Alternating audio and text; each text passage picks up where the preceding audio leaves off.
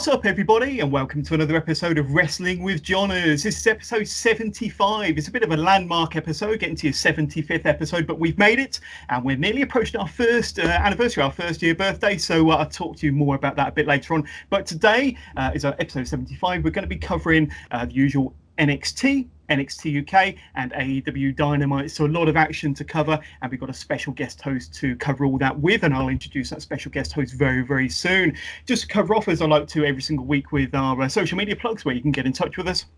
On Twitter, of course, you can find us on Twitter at @withjohners_pod. That's at @withjohners_pod. We're on Instagram as well, so go and search for us. That's instagram.com/wrestlingwithjohners, and go out and search our fun, interactive, friendly Facebook community page. Just search Wrestling with Johners, and that's Johners spelled JOHNERS.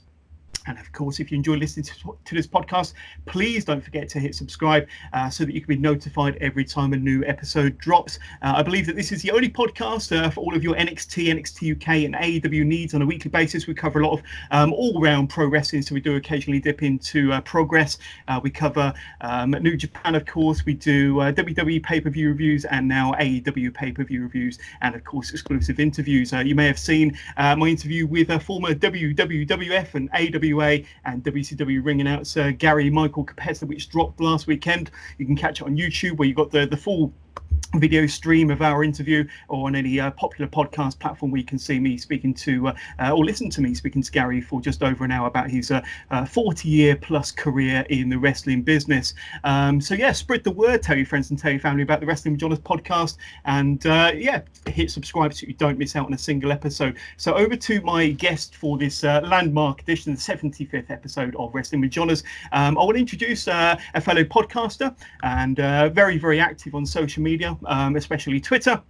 And that's where I came across my next guest host, and that's Josh Robinson. So Josh, good morning or good evening where you are over in Australia. How are you, sir? I am doing wonderful. Thank you for having me, of course. You're very, very welcome. It's a pleasure to have you on board. It's always good to have fellow podcasters on the show. It's always kind of good to get a fresh opinion on things as well, on all things wrestling related.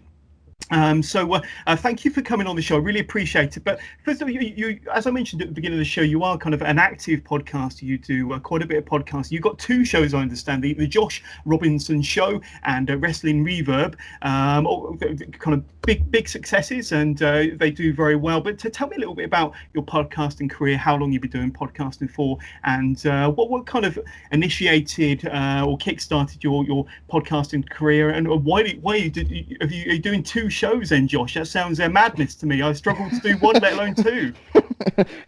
Well, so we'll rewind here and we'll go why I kind of started podcasting, because I don't know. I live in a fairly small town, so there isn't a lot of wrestling fans around me other than, you know, the few that I have. But I was just kind of like, I need to get some wrestling opinions just off my chest. So for the start of it, it was just, I just wanted to get this off of me so it can just kind of fly into the air. And I'm like, I can talk. I'm a good talker. I can talk for hours and hours on end. So let's start a podcast. So that's how I kind of started it. And then it just kind of, I don't know, it just kind of evolved and, you know, gained a little bit of traction. And I'm like, okay, this is something I can probably do more so often. And then I realized I have other interests. So I started the Josh Robinson Show, which is outside of wrestling. And I guess here we are now. Yeah, absolutely. And how long have you been podcasting for, Josh? I started last June. So last year, wow. So a year and a bit, year and a half, however long that is. I'm terrible at math. That's why I do podcasting. No, that's great. That's great. So I like to ask all of my guest hosts, especially when they're a first timer on the Wrestling with Johners podcast, about their kind of wrestling fandom, their love for professional wrestling. How were you introduced to professional wrestling, and or how did you stumble across it, like a lot of us do, in order to get you hooked on the fine sport that we love? So I know I was watching earlier than this.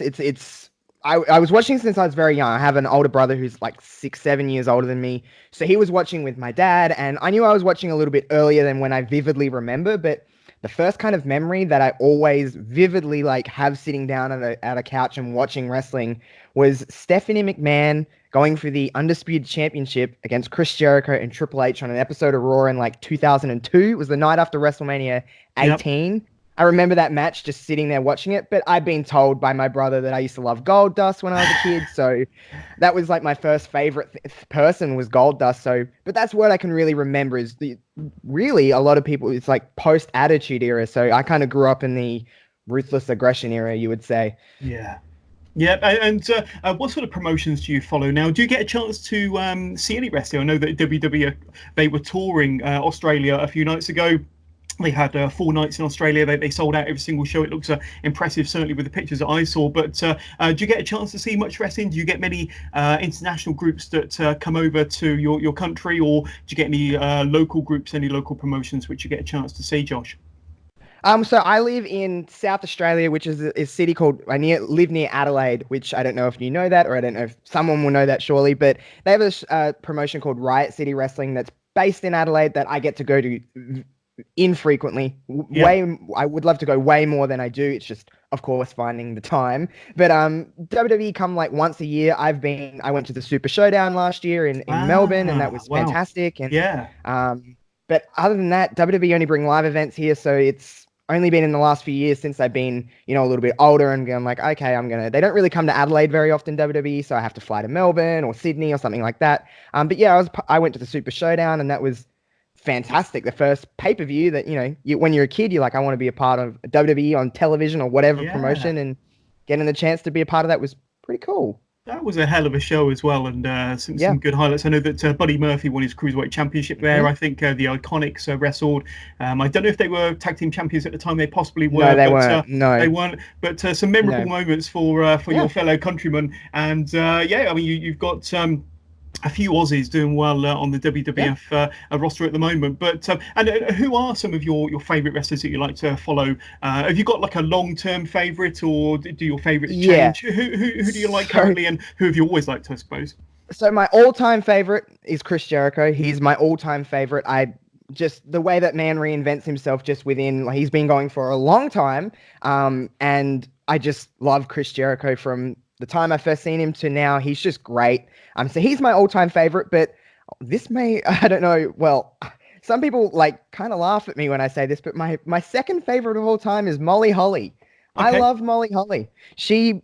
I don't know, not much as a kid, more as I've gotten older.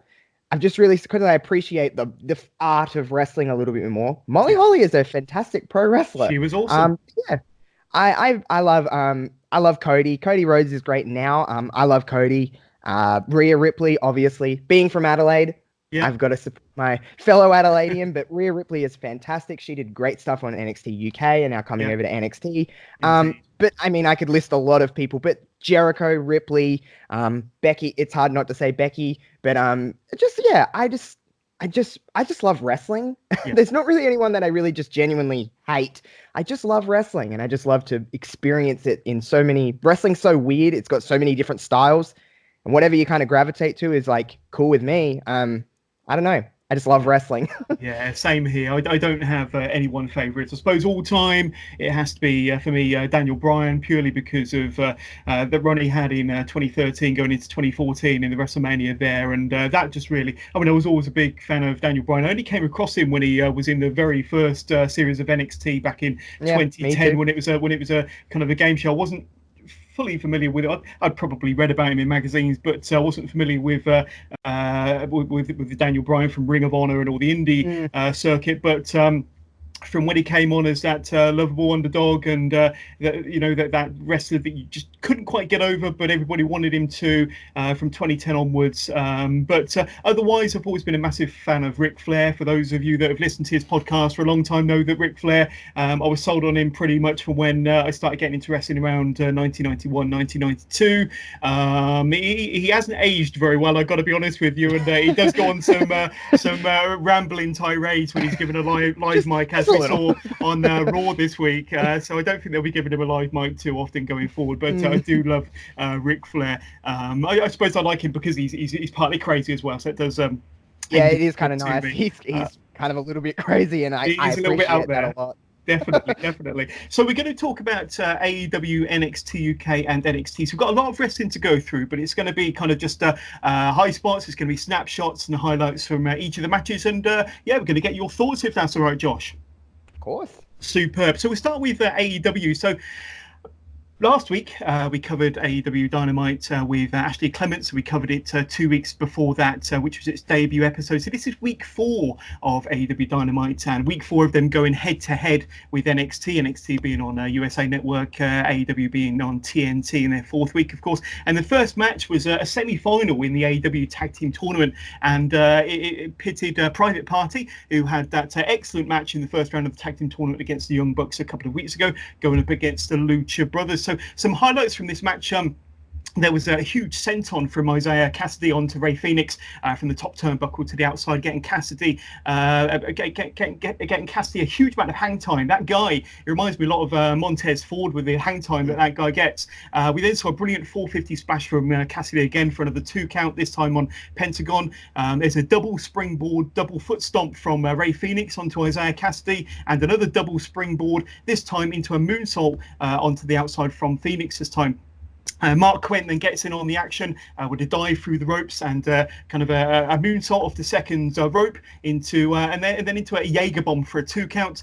The fans are biting on every single near fall here, and Isaiah Cassidy impressed again with a shooting star press. The end of the match came on around about the 14-minute mark, from an assisted package pile driver with Penta getting the pinfall on Isaiah Cassidy in a pretty fine match. But without sounding too controversial, I didn't enjoy this match as much as I did Private Party's match with the Young Bucks, to be honest with you. In my opinion, the match didn't flow as smooth when the Private Party were in the ring. However, when the Lucha Brothers were in the ring, I felt that the match did flow a lot better when they were on the offense. I'm not sure if it's down to Private Party's inexperience. However, the Lucha Brothers were clearly the better team of the two in this match.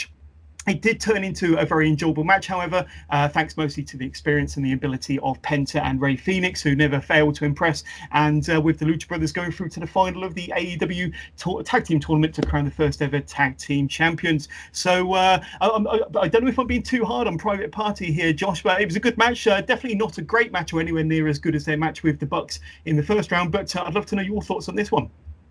Yeah, so the AEW Tag Division is great. It is really, really good. I agree with you. The match with the Young Bucks was a lot better. It just, like you said, it flowed a lot better. It was a little bit more smooth. This one, do you know when you watch especially like matches, well, I guess not just in AEW, just a lot, they have a lot of high spots, so they kind of just go through the motions. This one felt like it was going through the motions instead of just kind of just easing on through. It just felt like we were going to spot to spot to spot. It was still fun. It was still a fun match.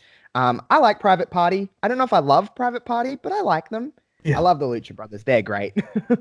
Yeah, I mean, I do like Private Party. I was kind of sold on them, certainly after the match with the Young Bucks. But as you said, this match kind of just seemed a bit paint by numbers, to be honest with you. It kind of just went from one move to another without there being any real story. And I felt that when the Lucha Brothers were on the offense, I felt that it was a much more exciting match. But we see the Lucha Brothers go through to the final, and the second semi-final comes up very soon. We then get a recap from last week's attack on SCU by the Lucha Brothers, culminating in Pentagon pile driving Christopher Daniels into the rampway that will keep Daniels out of action for up to 6 weeks, I think they said on commentary, with Scorpio Sky taking Christopher Daniels' place in the semi-final encounter against the Dark Order. And looking into that match now, so SCU semi-final tag team match against the Dark Order. The Dark Order, they come out with their minions, as they like to every single match. Now, the Dark Order got a buy into the semi-finals, so we've not seen an awful lot of the Dark Order. I think they won a qualifying match at the last pay-per-view All Out to get a bye through to the semi-final, hence this match tonight. But then early into the match, we had an appearance from Le Champion and the Inner Circle. They came out through the crowd to take their seats in their private box. We'll see more from them a bit later on. In this match, Kazarian hits a Northern Light suplex for a 2 count. Evil Uno gets a close near fall from an assisted powerbomb. Scorpio Sky and Kazarian, they each perform slingshot cutters, transitioning nicely into double dragon sleepers on both Evil Uno and Grayson. Grayson then performs a Hurricane Rana after using Evil Uno and Scorpio Sky as stepping stones and kind of walking across the ring before hitting his Hurricane Rana, before delivering a huge somersault senton clean over the ring post a la Ricochet. We've seen Ricochet do that a few times, nailing Kazarian on the outside. Kazarian connects with a slingshot DDT on Grayson, then another DDT on Evil Uno on the ring apron. That looked pretty painful. Scorpion Sky and Kazarian, they combine really well at the end of the match, or for the end of the match, delivering their SCU later, which is like like a gory stretch into a knee strike for the win, allowing SCU to progress to the final of the tag team tournament to face their storyline enemies, the Lucha Bros. With that match taking place on next week's AEW Dynamite, I understand. So that was a really good match. I think a step up from match number 1 that we saw. I really enjoyed this one. This one was one of my first exposures to the Dark Order, if I'm honest. They impressed me quite a lot, especially Grayson in particular with his stepping stone, Hurricane Rana, and then his somersault senton over the ring post. However, SCU, they combined well with some big moves and an impressive win to progress to the finals. What did you think of this one then, Josh? Yeah, I don't know. There's something not clicking for me with the Dark Order. They're very polarizing, as you've probably seen on the internet. True. And people either love them or they hate them. And I don't know. I'm floating in between.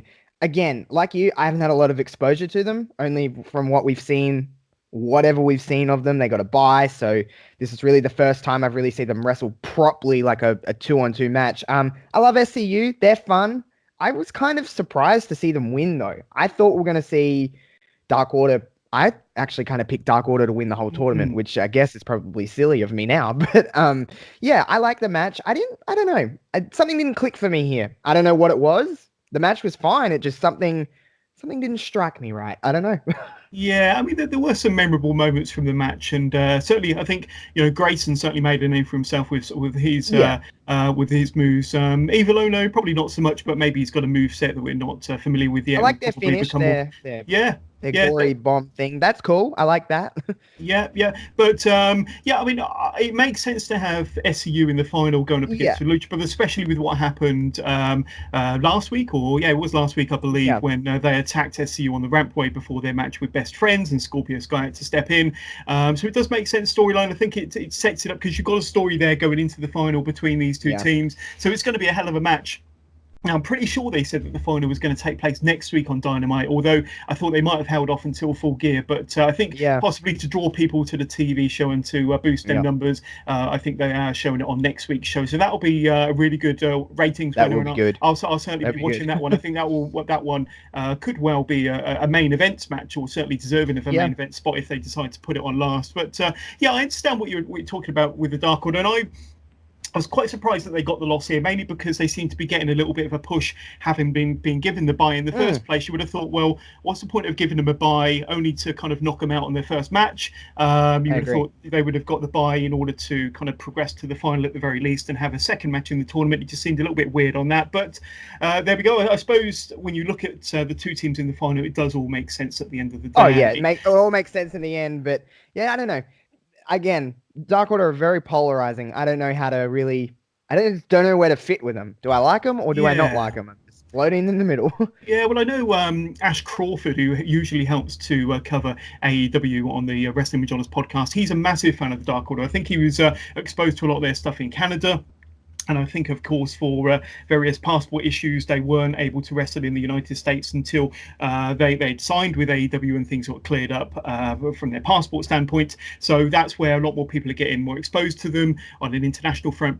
Prior to that, they were kind of mostly wrestling around Canada and making a bit of a name for themselves there. I can't remember exactly what they were called, but they're quite a unique tag team name. But I know Ash was a big fan of them, and I'm sure he's disappointed they've gone out. But going into match number 3 then, Josh. So this was an interesting match. Kenny Omega versus Bad Boy Joey Janela. So I'm assuming you're probably a fan of Kenny Omega, but what's your feelings on Joey Janela then, Josh? I don't know if I'm a huge fan of Kenny. I feel like I am, but I feel like I'm not as big as fan as the rest of the world is. Yeah. I don't know. He's good, but I don't think he's as great as what everyone says. And that gets me... I've said that to so many people, and they're like, oh my God, what? And I'm like, I know. He's very good, though.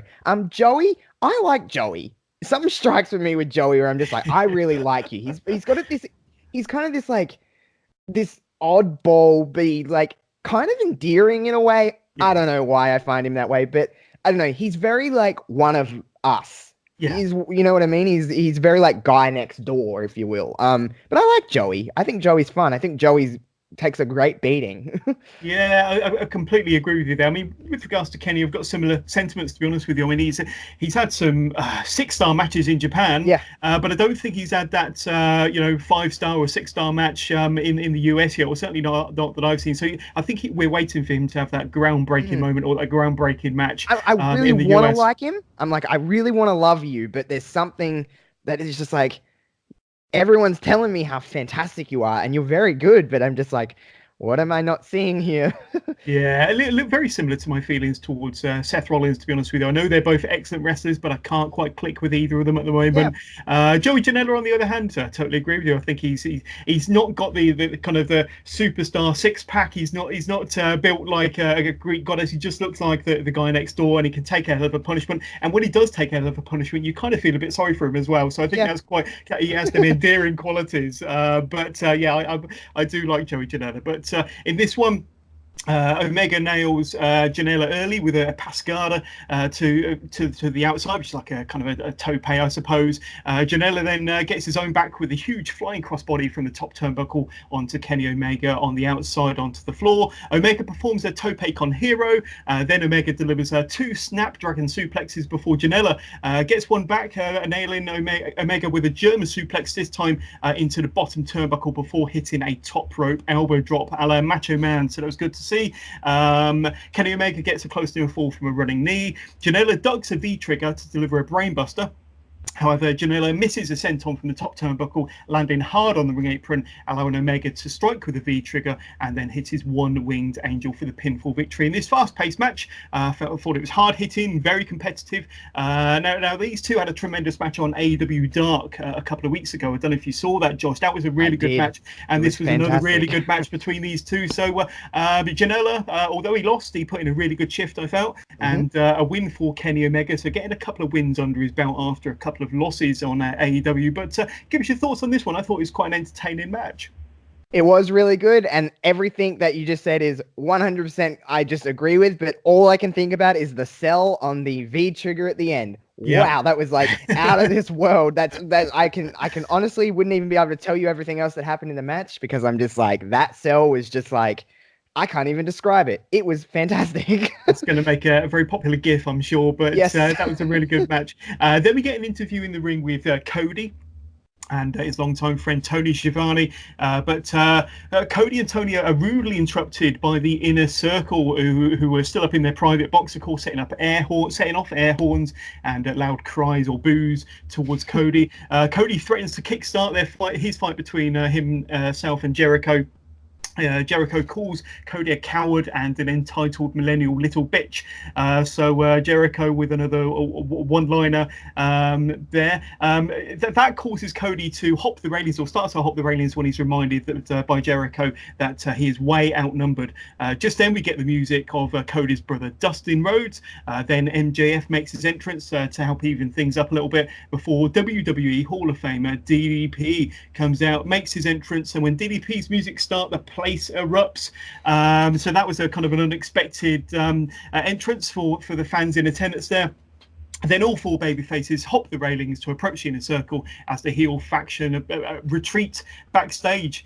We then see Jericho and the Inner Circle inside a locked room. That was until Cody puts his hand through the glass door to start an all-out brawl between both groups backstage, through the concourse area, through the concessions area. Cody even grabs the fan's crutch before kind of using it to hit Jericho over the head, and Jericho was kind of selling that crutch shot quite a bit afterwards. He seemed to have a bit of a mark on his face. So that was a really fun segment, Josh, and just then I thought we were going to get kind of quite a wrestling heavy episode of Dynamite, and then we get this awesome segment to break things up and a brawl between the Inner Circle and Cody's faction, which included Dustin Rhodes, MJF and DDP, of course. So that was a fun little segment, and as I just alluded to, it was quite a wrestling heavy start. I think we had a bit of my feed on Fight TV went straight into the first match. There was no kind of opening package, so we had wrestling match after wrestling match. But then I was quite relieved and pleasantly surprised to see this little angle go on here to help build up Cody's match with Chris Jericho in a couple of weeks' time at Full Gear.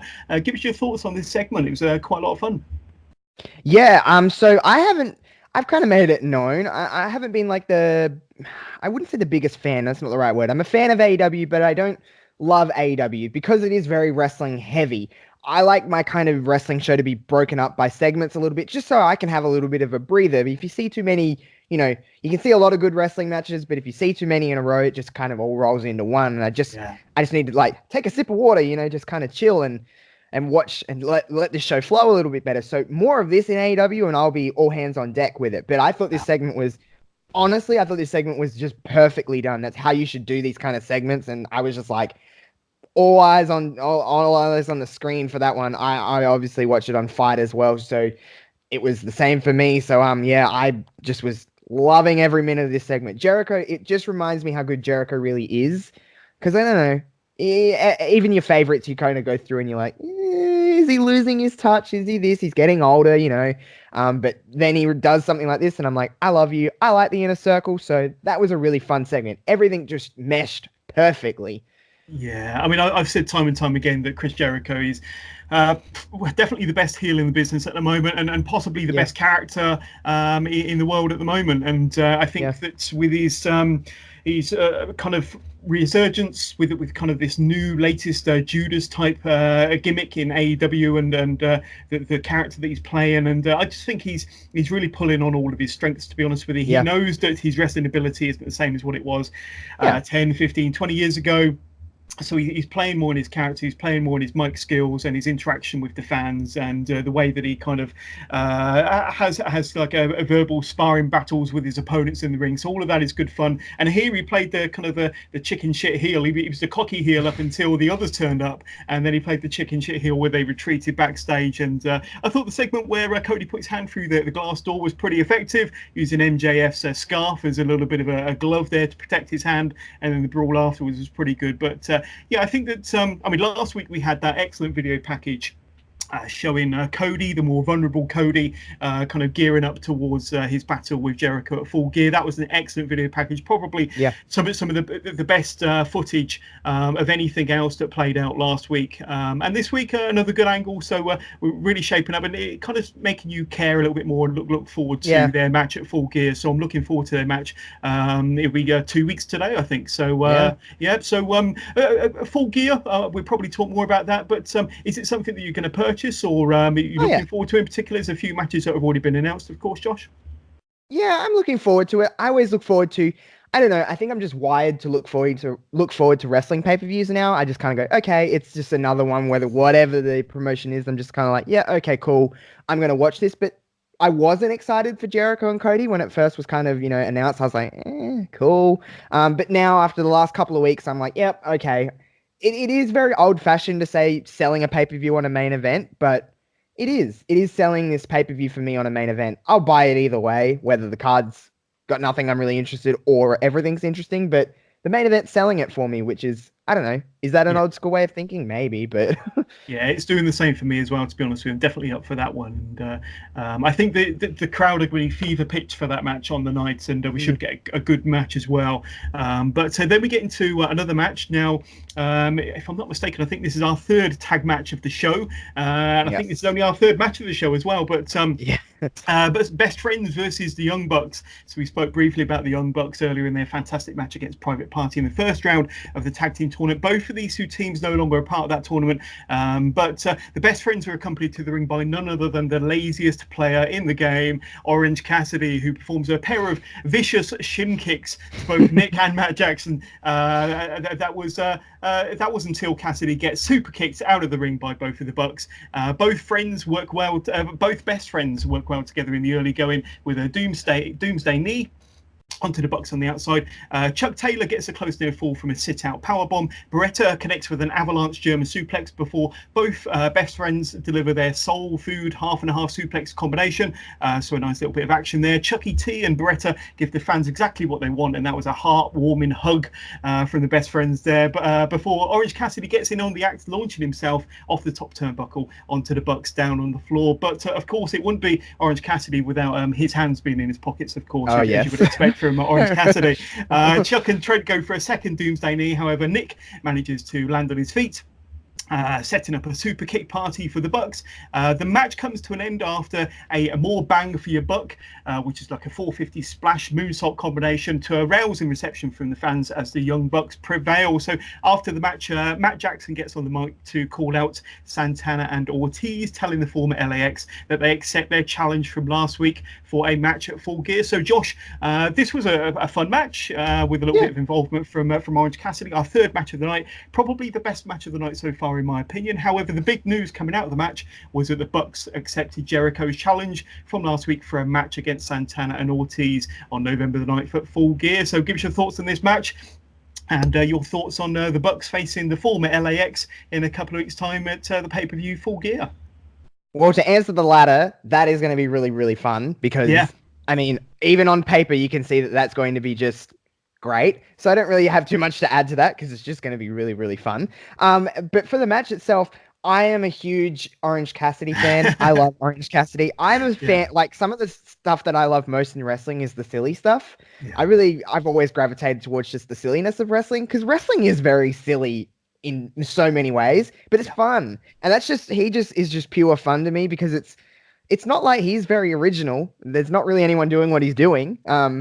Again, he's a very polarizing person because some people cannot stand him. Some people think he's, quote unquote, ruining the business, and other people just love him. I'm definitely in that half. I absolutely love him. So the little super kicks and the dive with his hands in his pocket, it's just great to me. So I really like the match, though. The perfect word to use for this match is it was a fun match. Yeah, it really was. It really was. And I agree with you about Orange Cassidy. It wasn't sold him to start off with. I mean, my first exposure to him was at the Casino Battle Royal at Double or Nothing in May. So I hadn't really seen or heard much about him before then. Maybe that's because I don't have time to see as much indie wrestling as I would like. Yeah. But since then, I've kept my eye on Orange Cassidy and he's definitely an interesting character. There's nobody like him out there. No. Like I say, he likes to do everything in a very relaxed, slow manner. And but when the pressure's on, when the match gets warmed up, I heard that he does turn it up a couple of notches, and he has got some interesting moves and some high flying spots in his arsenal as well. So when Orange Cassidy gets his official debut on AEW, whenever that might be, I'm sure we'll see a bit more of him. But I think these little cameo appearances are there to kind of introduce us to Orange Cassidy. I think that the people behind the scenes kind of like Orange and like him as a little bit of a bit of light relief, bit of a comedy, bit of a sprinkle, just relief. Like a little bit of seasoning on top of the show, to be honest. Absolutely. As you said earlier, sometimes it could be too wrestling heavy, and these kind of comedy spots or segments and angles certainly help to break things up, and it certainly did in this instance. On to our next match, Jamie Hayter, so from Southampton over here in the UK, who's done a lot of wrestling for Stardom over in Japan, going up against Britt Baker. So we've seen a lot of Britt Baker on recent episodes of Dynamite. Hopefully it's not too much exposure. She had a match with Rihu for the AEW Women's Championship on last week's episode of Dynamite and lost that match. And I said in last week's episode of the Wrestling with Jonas podcast, I was surprised that she got a title match so soon after Rihu kind of won the title. I was expecting if Britt Baker was going to get a championship opportunity that he might hold off until pay-per-view, considering how they've been building Britt Baker as kind of this big star of the women's division in AEW. But they kind of blew it off with a championship match last week. But here she is against UK's own Jamie Hayter. So in this match, Baker turns a sleeper hold into a fall-away slam before getting a 2 count from a sling blade. Jamie Hayter gets a 2 count from a Michinoku driver and a second 2 count from a running knee. There's a suplex off the second turnbuckle from Baker before Hayter delivers a Uranage and a huge lariat for a 2 count. Baker connects with a super kick, a cutter, and a swinging net breaker for another close near fall. Baker delivers one more super kick before applying her lockjaw submission for a decent win in this pretty good match. I wasn't too impressed with Britt Baker's match from last week, but a lot more impressed with her match this week. However, in my opinion, this was an excellent debut showing for Jamie Hayter. I thought that she looked good even coming out on the losing end. And a good first impression for her. She kind of looks like she has a good character. She was kind of giving some verbal jousting to the fans on her way to the ring. So she kind of can handle herself on that front. And I felt she handled herself very well in the ring as well. But give us your thoughts on this one. So Britt Baker is someone that obviously was, she was the first, correct me if I'm wrong, but she was the first AEW women's signee back in January, whenever it was, March, whenever it was. So to me, I've heard of Britt, but I hadn't really seen too much of her work before AEW. So she come in with a lot of hype, and I'm going to be completely honest, to me, she's kind of a little bit of a letdown to me. I don't know. There was so much hype behind her, and I've seen her enough to kind of go, okay, I can kind of, if I like you or not, I think I would like you by now. I'm not really feeling it with Britt. I feel like there's other talent that needs to shine through, and the women's division in AEW is a little iffy. I don't know. There's not a lot of depth outside of the, 3 or 4 that are really, really good. And then there's not a lot of depth to the division. I think that's pretty universally agreed upon. But yeah, I don't know.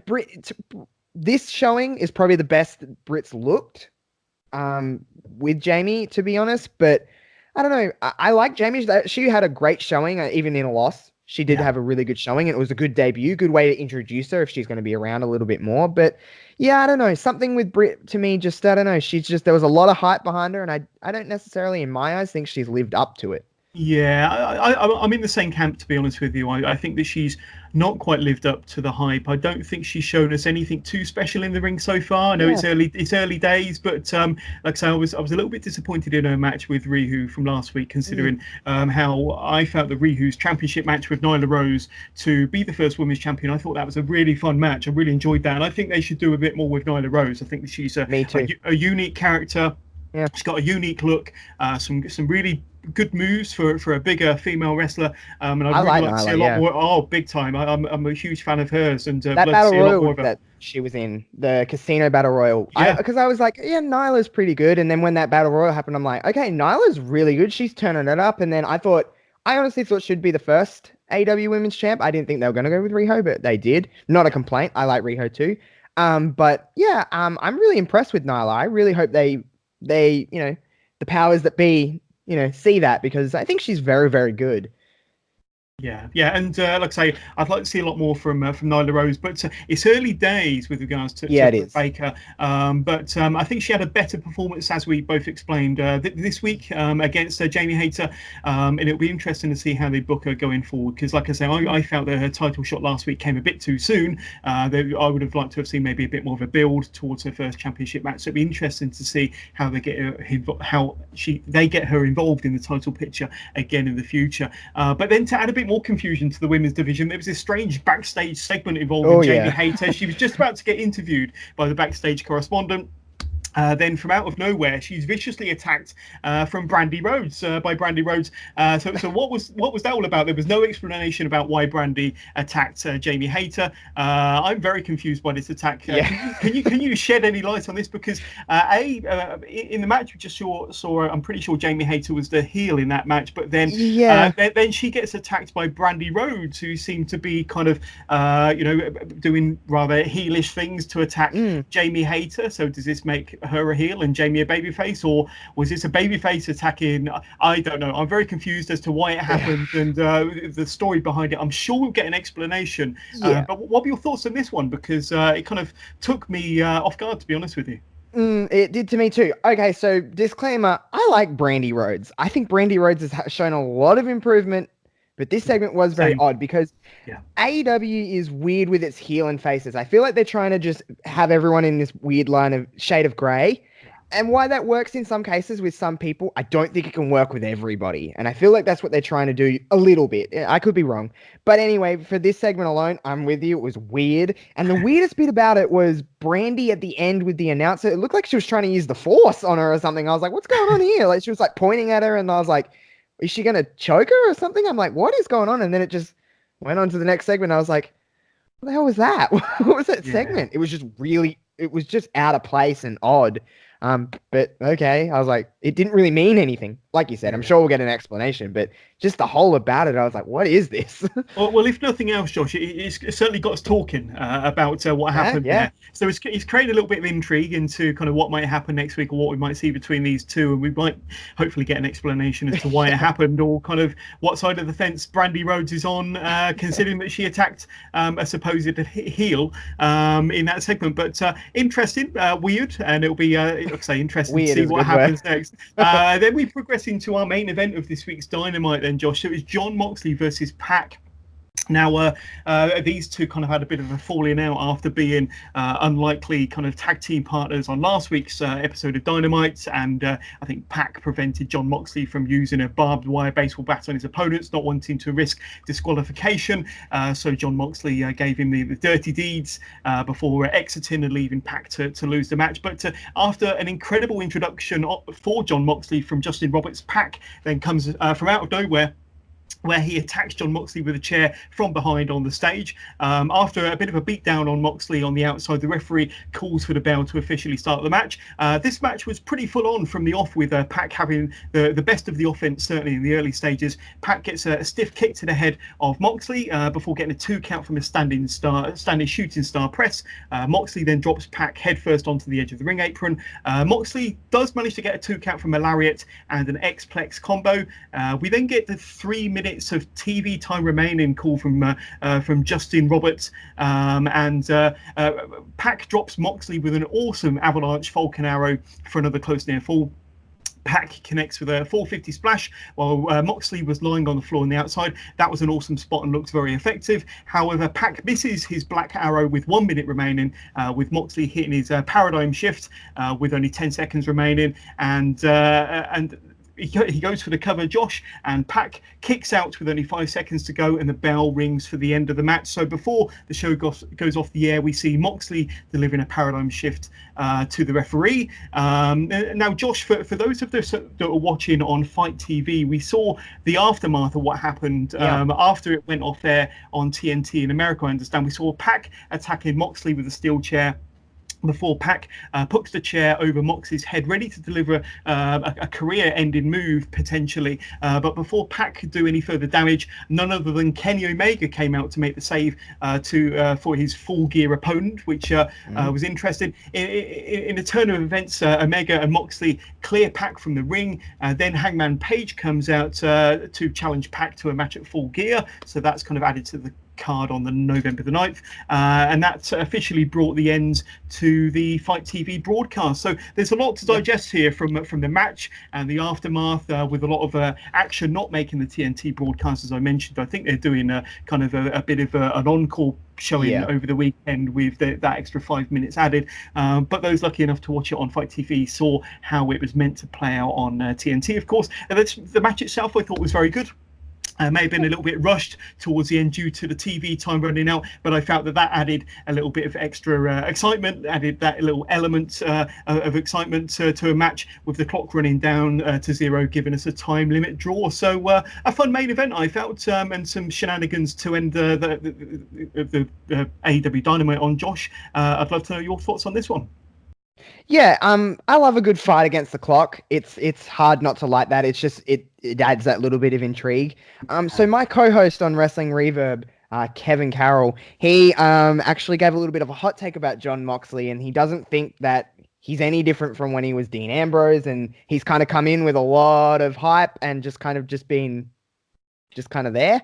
I don't know if I necessarily agree. I don't know, though. I couldn't really disagree at the same time, because I'm like, what is really Jon Moxley done since he's come in at Double or Nothing and then everything in New Japan, and then he is just kind of doing the same stuff. But I thought this was probably one of his better matches that he's had, recently and stuff like that, because he was out with an injury and all that kind of stuff. But I mean, Puck's great.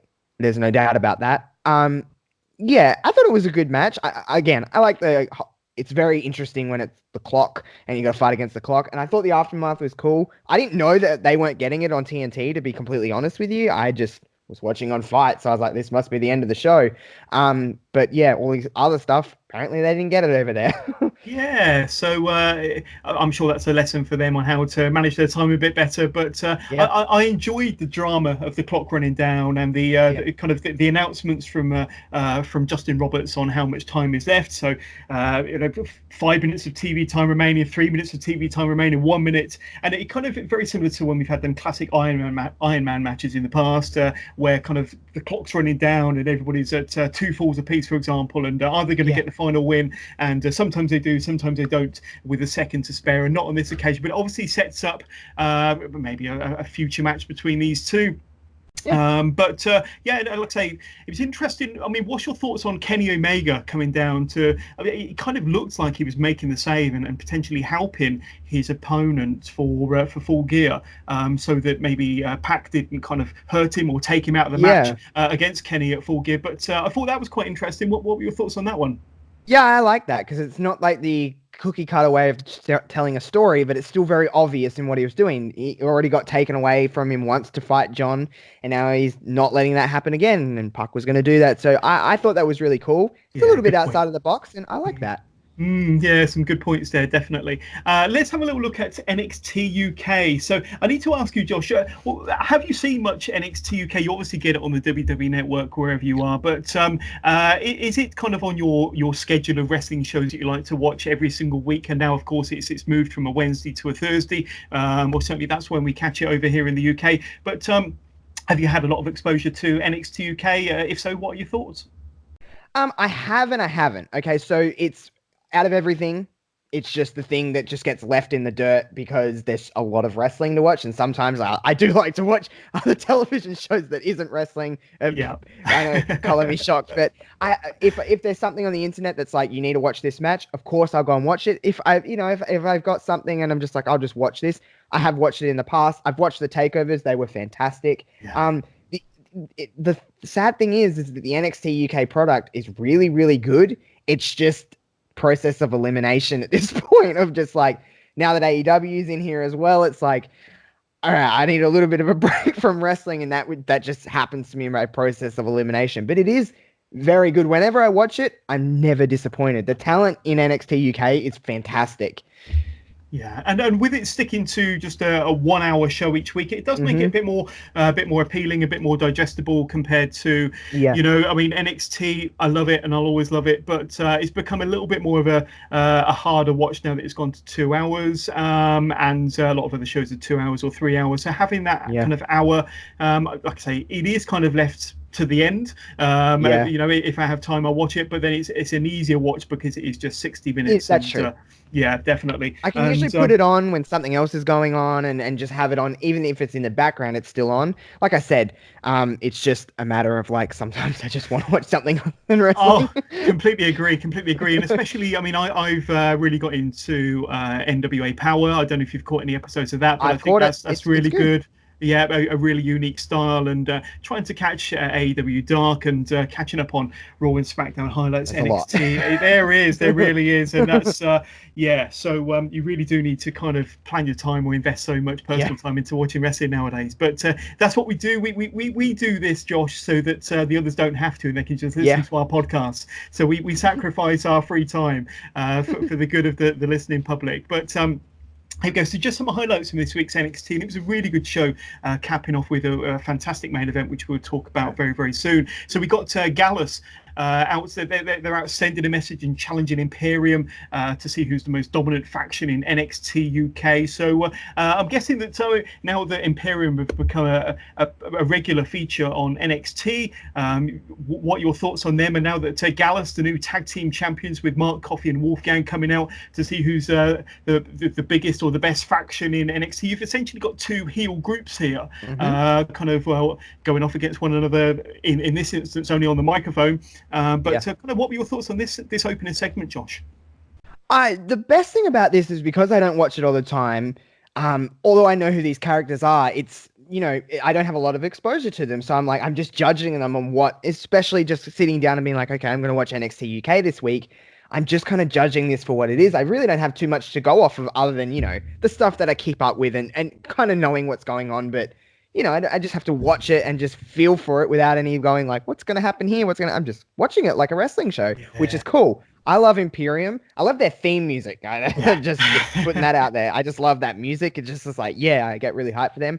And especially now that I've had more exposure to them being on NXT, just like your stateside NXT. So I really like them. It is something about the segment that I noticed the most was that because they're essentially two heel kind of dynamics, sometimes that works and sometimes it doesn't. And I just didn't feel like it really clicked here. But that's just my opinion. But it could be just the fact that I'm not really familiar enough with the whole NXT UK product. But it was still a good segment. Yeah, I agree. And it'd be interesting to see where that takes us. Then we had the grizzled young veterans be Ashton Smith and Oliver Carter. And after the match, Flash Morgan Webster and Mark Andrews came down to make the save from a post-match beatdown of Smith and Carter by GYV.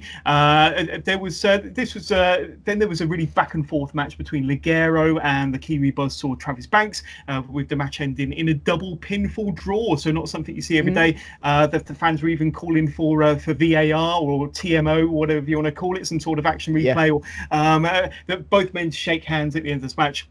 But we're certainly going to see the two of these in a match again in the future. Then we get a recap from last week where Jordan Devlin confronted or called out Dave Mastiff on last week's show, with Jordan Devlin trying but failing to hoist Big Dave up for his Devlin side, only for Dave Mastiff to hit his big senton, setting these two up for a match which I believe is going to take place on next week's NXT UK. So that'll be a hell of a match to look forward to. We're then told that NXT UK has a change of time slot for next week, so it'll still be on a Thursday, but it'll be instead of playing at 8 p.m. over here in the UK, it'll be 4 p.m. To make room for the Crown Jewel pay-per-view, which is taking place later on that afternoon. However, definitely worth tuning in to next week's NXT, because you've also got the debut of indie favourites over here in the UK and Europe of A-Kid, who Tyler Bates put over earlier on in the episode in a little segment with him.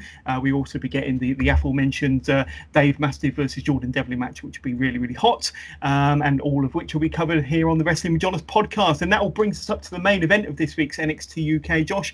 Noam Dar versus Trent Seven. So this has had a bit of a build over recent weeks with some kind of comedy segments, and I think they did have kind of a bit of a match that ended in a bit of a no contest. So this is kind of their blow off match. Before this match can officially get underway, Dar attacks Trent Seven on his entrance into the ring with a soccer-style kick to the back of the head before running Trent Seven into the steel ring posts, before then attacking Trent Seven's arm with a baseball drop kick into the ring post. So that looked pretty painful.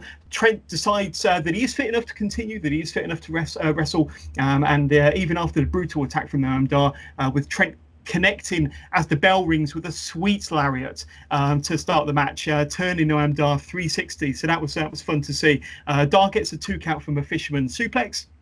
There's even a homage from Noam Dar to Pete Dunne, trying to snap away at Trent Seven's fingers before dumping Trent over the top rope into the floor. The fans were really into this one. It was a really hot match, and the crowd were definitely showing it, maybe because Dar, in my opinion, plays one of the best heels in the business, and Trent Seven sells better than anybody in wrestling today. He's such a good salesman, and in this match he had to do a lot of selling for both an arm injury and a leg injury, all of which he did tremendously. Trent nails Dar with the DDT on the ring apron before getting a close near fall from a 7-star lariat. Trent then pays his own homage to British Strong Style members Tyler Bates and Pete Dunne with a bop and bang punch and a finger snap before delivering his burning hammer, which he's calling the Birmingham Hammer, which is kind of a bit of a play on words there from where he's from, for the pinfall victory. So I really liked the end to that match. I loved everything about this match, to be honest with you. A fantastic main event, from the heel shenanigans and the tough offense from Noam Dar through to the amazing selling and perseverance from Trent Seven. I think that both men really delivered in this one. A hell of a way to close NXT UK. But give us your thoughts on this one. I thought it was a really good match. Yeah, me too. Again, because I don't watch it that often, I just got to watch a great wrestling match for just what it was. You don't have to think about anything. I was just watching good wrestling. I love Noam Dar. I always have loved Noam Dar. He's just really cool to me. He's just got like a coolness about him. But this match was just, I honestly just agree with you, because it was just really, really good. The spots that were there were just great, and the selling by Trent is really, really good. I I've seen him obviously multiple times on NXT, and I've seen him, throughout whatever, if I've seen clips or whatever other matches. But he is very good at selling, and he sold everything just really well. It makes it, we know what wrestling is, but it makes me believe, I'm like, this guy's in pain. Yeah, definitely. And I thought that both guys had a lot of really good chemistry in this match. And I've warmed to Noam Dar over the year since I've been kind of commentating on him, since he's been appearing on NXT UK. And to start off with, I found his character quite annoying. He is one of those people that you just want to go up to and punch in the face. He'd probably punch me twice as hard, but and I think that kind of is good, because he's obviously doing his job well as a heel. Then if he's the sort of person you want to go up and punch, so he's got his character down pat. He's really nailed his character, and I think his wrestling style is equally as good. And Trent Seven, like I say, I think his character, his selling, his gimmick is just top notch, and both worked really, really well in this match. So big thumbs up for that match, and a big thumbs up for NXT UK this week. And like I say, it's only an hour, so if you've not started watching NXT UK, definitely give it a try, because it's not as if you have to invest 2 or 3 hours into a wrestling show. It's only an hour. It's an easy watch. It's easy to digest. Lots of cool action, and although some of the bigger stars like Tyler Bate and Pete Dunne seem to be making more of an appearance or more waves in NXT on the Black and Gold brand, it's still got Walter and Imperium there. It's still got Trent Seven and other big stars like others that we spoke about, Ligero, for example, Travis Banks, and other big stars that are coming through. And of course, next week you've got Jordan Devlin versus Dave Mastiff, so that'll be a really good clash of style. Big man versus little man, and Jordan Devlin, as a lot of people know, is one of my favorites, because I think he's not only developed as a wrestler, he's developed as a character. He's great on the mic. He's very good. He really is. I'm a big fan of Jordan Devlin. But so a big thumbs up from me there for NXT UK. But let's talk about our final show of the week. Then we're going to be talking a little bit about NXT this week then, Josh. So I'm guessing that this is definitely on your schedule of wrestling shows that you watch every single week. And how do you think they've kind of performed? Not necessarily about this week's show, but how do you think they've performed since they've gone to 2 hours and since they've gone to the USA Network? I mean, they've been pretty good shows, but do you think that there's some ironing out of anything that they need to do in order to make it more appealing? What's your thoughts on NXT since it's gone from 1 hour to 2 hours? I don't know. When it first got announced, I think we all were, but I was definitely in my brain. I was cautiously optimistic. I was like, this could be bad, because sometimes when you expand even something that's very good, it can just take away from the appeal of it. Watching the first episode when it originally went to 2 hours, I was like, okay, I'm in on this. I don't think there is any ironing out to do. I think it flows really nicely. That is like a great wrestling show. You don't notice how long it's been on, if that makes any sense. And sometimes it's over and I'm like, oh, okay, that was 2 hours. It doesn't feel like 2 hours. Sometimes when you watch some other wrestling shows, you'd be like, oh man, this has been on for 2 hours. Like, that's a lot of my day. You're looking down at your watch and I'm just like, with NXT, I'm a generation that, well, like anyone is now, I'm just on my phone all the time. I'm not really on my phone too much for NXT. I can just kind of watch the show. Not every wrestling show, not every television show I can say I can do that for. So it doesn't feel like 2 hours, which is, knock on wood, how I hope it stays.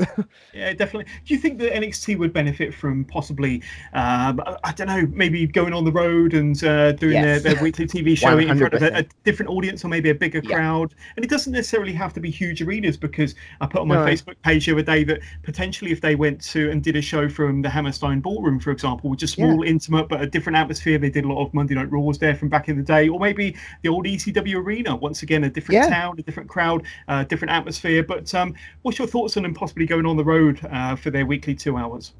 Yeah, I don't know. When we all got announced of like AEW and NXT going kind of head to head, I'm an NXT person. I watch AEW and NXT actually at the same time, which is, I don't know, it's fun, but it's also very challenging sometimes. But I do find myself focusing more on NXT because I just love NXT to bits. Yeah. But something that I would, if I was a casual fan of wrestling and I was flipping through channels, or even if I was just looking for a wrestling show to watch, seeing AEW in a bigger arena and going, okay, this looks like a big production, there's lots of people here, and then switching over to NXT, why I love the intimate setting and I love Full Sail, it's, night and day different. It really is. When you look at it, it doesn't look on the same level. And whether the quality of it, it's debatable, whatever, what anyone says, but you need to take it on the road. It gets a little bit stale. It's been in Full Sail for a long time. It does get a little bit stale after a little while, no matter how great the crowd can or cannot be. But if you take it on the road, it also adds the appeal of NXT. Like, NXT is something that everyone wants to see, so we have to take it on the road. But even other intimate settings, like you said, would be just, it would, sometimes NXT looks like the same show every week, as opposed to, because they're in the same spot every week. I feel like the only thing I can compare it to is when Impact, was gaining a little bit of traction in like 08, 09, but they were in the Impact zone every single week. And no matter what anyone says, that gets boring after a little while, and it gets stale.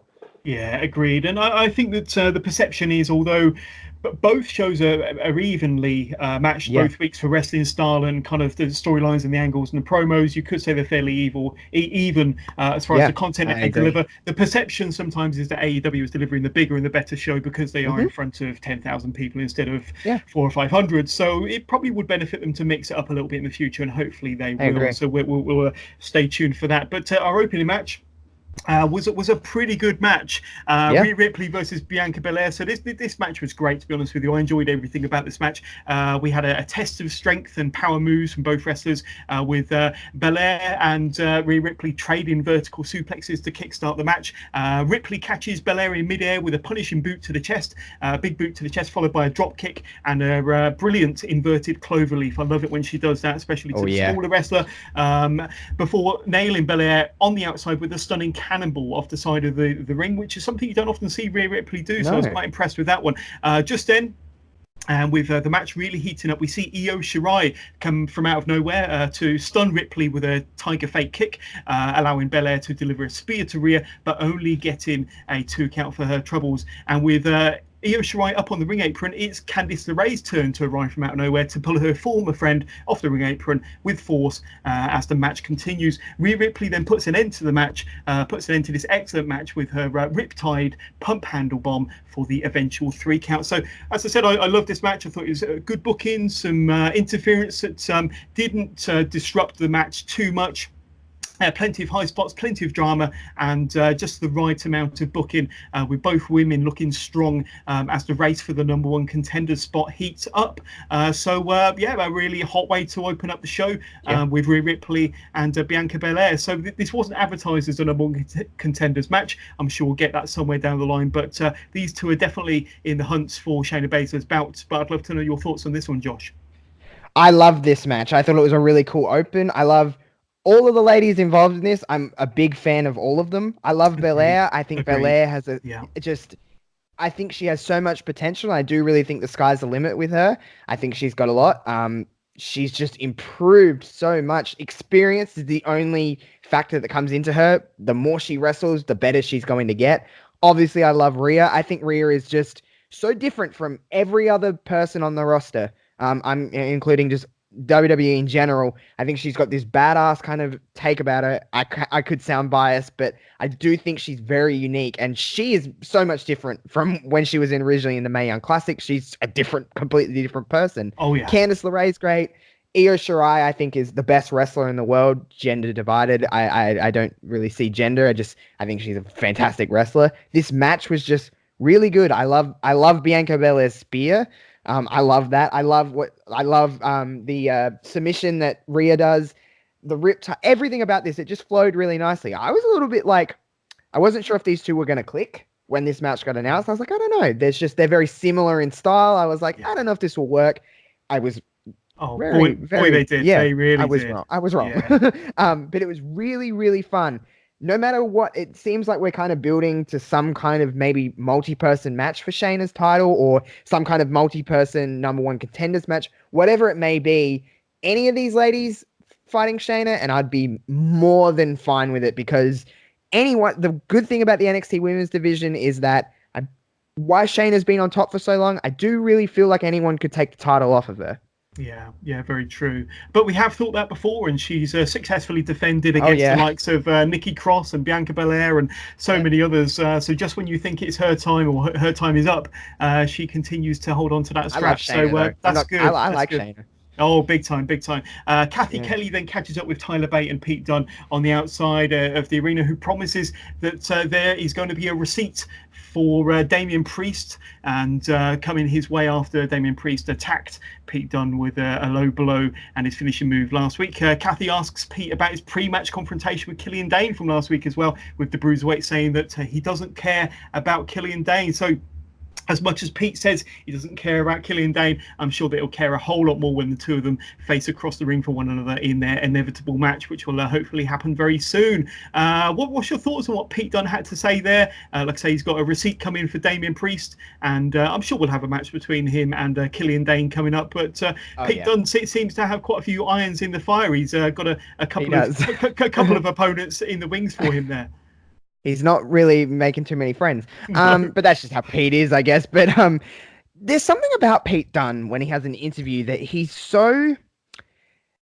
I don't even know the word. Lack of a better term, not interested in the interview, that it comes across... It's perceived well.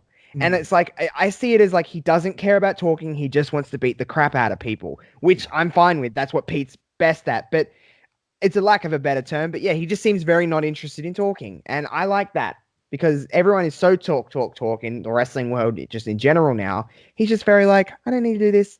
I'm just going to beat the crap out of some people and go on about my day. But I'm sure we're going to get matches, like you said, with Killian and more with Damian, which is fine by me. Anyone that Pete works with, I'm okay with. Yeah, hell, put them in the freeway. I'd love to see all three of them go at it. That could be a hell of a match. Then on to match number 2, Matt Riddle versus Cameron Grimes. So my first reaction when Cameron Grimes came out as Matt Riddle's opponent was, now we're talking. I love both of these two, and I've loved everything that Cameron Grimes has done since the NXT Breakout Tournament through to his appearances on NXT more recently. Both wrestlers go for their respective signature moves as soon as the bell rings. There's plenty of transitional holds between these two in the early stages.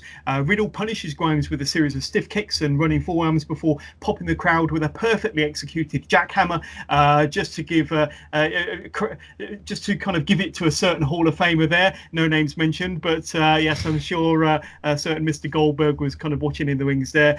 Grimes recovers with a backflip over Matt Riddle to perform a bridging German suplex for a 2 count of his own. Riddle really lays it in with a ripcord knee, a bro to sleep, an Everest German suplex for a very, very close near fall. Grimes delivers what appeared to be like a deep six slam for a close near fall of his own. Riddle nails a superplex on Grimes from the middle turnbuckle. The final few minutes of this match was 100 miles per hour, with both men trading big moves. However, Matt Riddle came out on the winning end with an awesome power bomb into a bro Derek for the 1-2-3. So this was a breathtaking match. One big move after another one, and a great story being told in the ring as well, and the fans were into every single move. They're really eating it up. So from the moment the bell rang, lots of hard-hitting action, lots of fast-paced, lots of big moves, and there was a bit of a story being told in this one. It wasn't all wrestling, but I'd love to know your match. And like I said at the very beginning, I was happily surprised to see Cameron Grimes come out as Matt Riddle's opponent. a little bit sad that he lost this match, but I'd love to know your thoughts on this one. Oh, it was just fast, go, which it's not every match needs to be like that, but when it is like that, I love it. I didn't like Matt Riddle when I first seen Matt Riddle. I just something about his face. I was like, I just want to hit you in the face. I don't like you. But there's something about him that I can't help but like, because he's just so like cool and collected and just walks out with his, the big smile and his just the whole get up. I like him and I love Cameron Grimes. So I was like you, I was like, oh, this will be good. Everything about it. The Riddle with the crowd, that was interesting, and he had that smirk on his face when they were chanting at him, and I was like, oh man, Goldberg would be loving that one. But yeah, it was a really just fast-paced match, and it was just like, could not blink because you would miss something. But it was good. I have no complaints about that match. It's probably my favorite match of the whole night, to be completely honest with you. So it'll be interesting to see what other Goldberg moves Riddle kind of breaks out on his next showing. Will he bring out the spear, or will he do the kind of the entrance with the sparklers and the fireworks? I would be all down for that. Sign on the dotted line. I think the more he does to wind up Goldberg, the more likely it is that we possibly might get a match between those two. We can't not get it at this stage. It's got to happen, isn't it? I feel like it has to.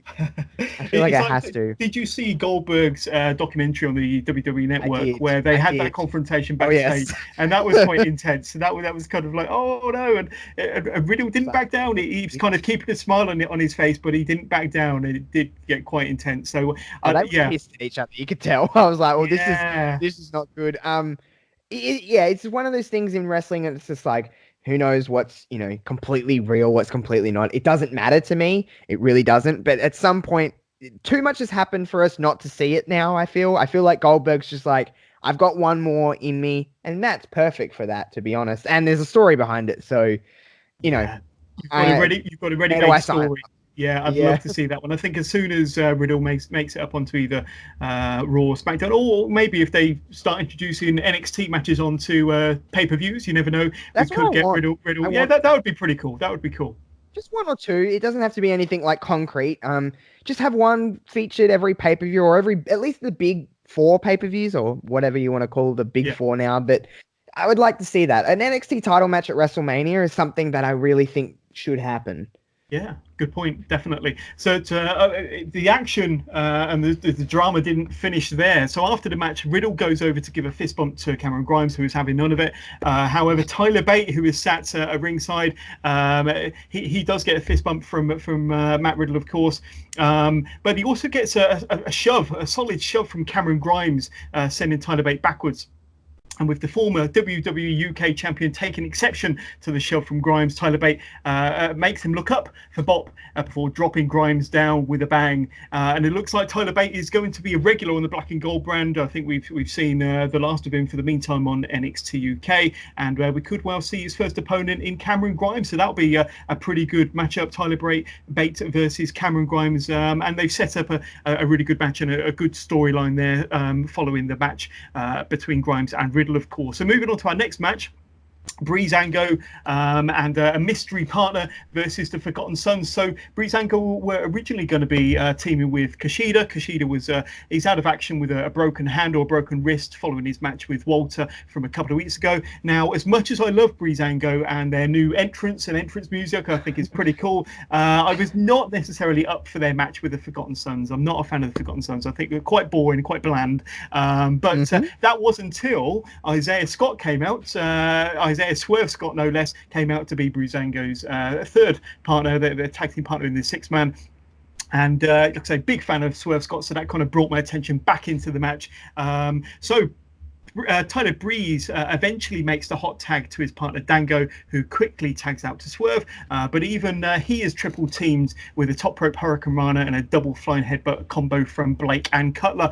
Swerve does manage to make his presence known with a moonsault off the chest of Jackson Riker, no less, from off the ring apron down onto Blake and Cutler onto the floor on the outside. That was a pretty special move, something that you'd probably expect from a Ricochet. And now we're going to be seeing that sort of action from Swerve. The end of the match comes with when Breeze and Dango, that they send Riker and Cutler bundling to the outside, allowing Swerve Scott to connect with a leaping kick to the back of the head of Wesley Blake for the pinfall victory. So I'm not sure that we've seen the best of Isaiah Scott in this match, but considering the quality of their opponents, it wasn't a bad match. And that moonsault with Scott using Riker's chest as a launching pad was pretty sweet. But it wasn't such a bad match. I think that all eyes are certainly on Isaiah Scott to see what he can deliver in the future, and a good win also for Breezango. But give us your thoughts on this fun little match. Yeah, it was fun. Nothing really stood out to me too much, but I love Breezango. I think they're fun. And Isaiah Swerve Scott, he's going to be fun. Like, I love seeing, that's my favorite part about NXT is just seeing new talent develop. And you're like, oh, I remember where I was watching this when this person, even, years ago we were watching like Sasha and Charlotte and Finn. Well, Finn, we'll talk about Finn after, but all of that just come through and you're like, humble beginnings in a sense. And I just love seeing new talent shine through, and he's got a lot of potential. And that's the best part about it. But I love Breezango. Their entrance is just Again, silliness. I love silliness. So yeah, and the fans really love it. You know, Yeah. they seem to mix it up every single week. So I think last week they were policemen. This week they came down as pilots or something. I'm not sure, but they mix it up every week, and that makes it kind of entertaining for the fans at home and watching at TV. So yeah, some really good action there, and I'm really keeping my eyes open for Isaiah Swerve Scott. I don't know if you caught his match he had with Drew Gulak on 205 Live probably a month or so ago, but they had an outstanding match. It probably went about I heard 15 about minutes. it. Yeah, it was a great match. Now we haven't seen much of Swerve Scott since that match. I think he actually got a bit of an injury during that match with Gulak. We certainly seemed to be selling a hand injury or an arm injury during that match, which is why we haven't seen him for a while, but definitely back in action and getting the pinfall victory in that six-man. So moving on to our next match, another fun match, Angel Garza versus Jack Gallagher. So Angel Garza appears to be positioned as a bit of a babyface in this match, having previously portrayed a bit more of a heel character. Gallagher strikes with a headbutt to the face of Garza, and that won't impress any of his female fans. Garza then plants Gallagher's face into the canvas before executing his Cabrana moonsault for the 1, 2, 3. So Garza then signals over to Lio Rush, who's on commentary,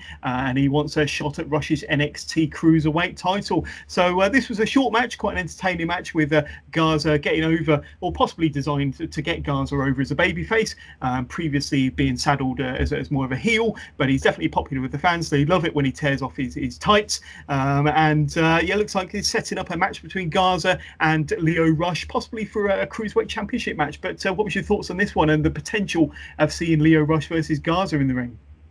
I love Angel Garza. Again, talent that I'm just seeing, and I'm just like, potential. And obviously he's got a look and stuff like that, and the pants rip off and that. Everyone goes nuts for that, me included.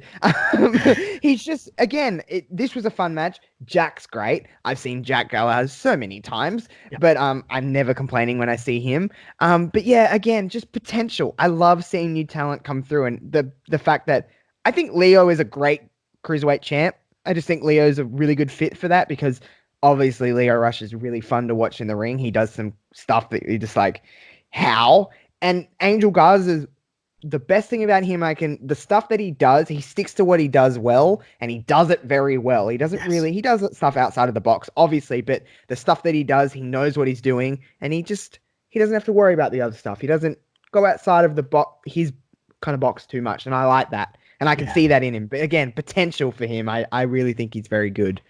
Yeah, and it looks like they're setting up a match between Angel Garza and Lio Rush. I think that would be a really good match for the Cruiserweight Championship. I personally think it's possibly too soon for Lio Rush to lose the championship, and possibly too soon for them to put a belt onto Angel Garza. But I think it could set up for maybe a more drawn-out storyline, and potentially are seen as Angel Garza as maybe championship series title contenders for the future. But that match will be showing very soon. I'm not sure if it's going to be on next week's NXT, quite possibly. I may have it in my notes a bit later on, so that will remind me a bit later on. But moving on to the next match. Now, this was another fun match, and surprisingly short, and this was billed as a number one contenders match for the WWE Women's Tag Team Championship. So I remember back when Bayley and Sasha Banks were first champions, they came out and they did an appearance at Full Sail, and they said, we're going to defend the championships on NXT UK, SmackDown, Raw, wherever it takes us, and they never actually got to defend the championships on NXT. However, it was made in an announcement on social media early on in the week that the winner of this match, which is pitting Tegan Nox and Dakota Kai versus Jessamine Duke and Marina Shafir from the MMA Horsewomen, of course, stablemates of Shayna Baszler. The winner of this match will be going up against the Kabuki Warriors, Kairi Sane and Asuka, of course, on next week's NXT. So when you heard this announcement, like I say, it's kind of mixing it up a little bit again, Josh, and be fun to see Asuka and Kairi Sane back on NXT next week to face the winners of this match. I'm sure they'll get a fantastic reception, despite the fact that they're just found their heel side. But kind of what were your thoughts when this announcement was made by William Regal earlier on in the week?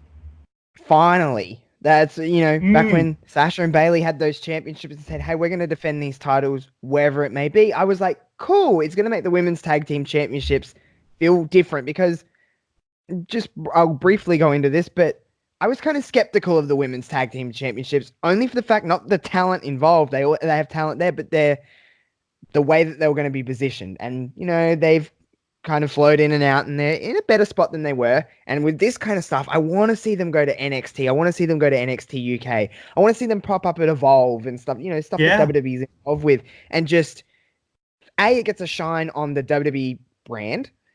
B, it gets a shine on the women's tag team titles and says, hey, this is a championship that everybody is gunning for. Every women's tag team wants to be the women's tag team champions. And C, it gets a shine on the talent that's involved in the match, whether it be Asuka and Kairi Sane or whoever the tag team champions are. And to see Asuka and Kairi Sane back on home turf, I guess you would say. Yeah. I mean, that's where Full Sail is great, because they're just going to eat that up. And I love the Kabuki Warriors. I think it's due time that they're champions. And they're great as heels, which is, I knew Asuka would be a great heel. I didn't know Kairi could be a great heel. I didn't know if they were going to mesh as heels, but man, isn't it fantastic to see them as heels? Oh, it's so refreshing, and it is fantastic. And I love the introduction of the Green Mist. I love their promos. Surprising too. I was like, whoa. Where did that come from? But that's been pretty cool, and she seems to be kind of painting everybody with that stuff. And Kairi Sane with and Asuka doing their promos in Japanese, and when they get translated, some of the translations is pretty tough words that you probably wouldn't be able to get away with if it was said in English. But loving everything about the heel champions. Sorry to cut you off on that, but with the Japanese promos, I know that a lot of people were like, hey, we need to see what they're saying and stuff like that. Yeah, okay, cool. After, let's go and look at the translation. I think that's great. We'll do it. But a passionate promo is a passionate promo, no matter what the language is. And you can hear that they're passionate about what they're saying. Of course, when I'm hearing on Raw or on NXT or wherever they are, and I don't know what they're saying. I don't speak Japanese, but I'm like, I believe you. No matter what you're saying, I hear you. I hear what you're saying, even though I don't understand you. That first promo they cut on Raw, I was like, how they had Paige and stuff like that for a little while, and then whatever happened with that, Paige had to go and have more neck surgery or whatever. And I was like, okay, I'd love to see Paige back with them, but a little part of me doesn't now, because they're just fine on their own. And it's like I said, a passionate promo is a passionate promo, no matter who can understand it or not. A portion of the audience is Japanese, and they can understand what they're saying. So, I don't know. And I think even if you can't understand what they're saying, I think you can understand the sentiments of what they're trying to say. Yeah, because the emotion. Because of exactly. Now, on the subject of WWE Women Tag Team Champions, so obviously we had the Iconics, your fellow countrywomen. I like the Iconics, but how would you kind of rate their championship reign when they were the champions? I mean, they didn't seem to do too much with the belts when they were champions, but was that summed up as a bit of a disappointment for yourself? Oh yeah, it was. I mean, you never take away the fact that they won at WrestleMania. I mean, true. That was just I was in a living room full of people. We're all obviously Australian. We all were like, that was the first ever time that Australians have ever won championships at WrestleMania. And it's like, what a cool moment. And then I was like, okay, I've always loved the Iconics. I think they're just tremendous heels. They're annoying. They're funny. They're such good comedic wrestlers. Especially Billy. Billy is so funny to me. And I'm like, hey, they talk like I talk, so I'm happy. But they got the titles, and then they just didn't put them on TV. And I'm like, oh, why? You have something here. They could be bratty, cheat to win, get out of matches kind of heels. They could have been those runaway heels that just have the titles and they'll do anything that can to just keep them. And they tried, and then they just didn't put them on TV, and then people forget to care. And that's just what happened. It was a big disappointment. I'd love to see them girls with the 24/7 title. I was hoping to see that, because they'd be a perfect fit for that, but you can't take away the WrestleMania victory from me. No, definitely not. And I like the Iconics because I think they're both entertaining characters. They're both as funny as hell. And when the heat is on, they can definitely perform. They can definitely go in the ring. I mean, I think back to the women's Elimination Chamber match. I think it was the Elimination Chamber match. And that was an awesome match. And they really kind of shone, as far as I was concerned, in that match. And I wouldn't have been disappointed had they have won that match. But like you say, they had their big WrestleMania moment. They were a team. Like, absolutely. Yes, Sasha and Bayley were a team. I understand that they were a team, but the Iconics felt like they were an actual tag team. And when they got that at WrestleMania, I was shocked, and I was like, holy crap, they just won a WrestleMania. Yeah. And then nothing. They were a tag team, and nothing really happened with them. And then they lost to Bliss and Nikki.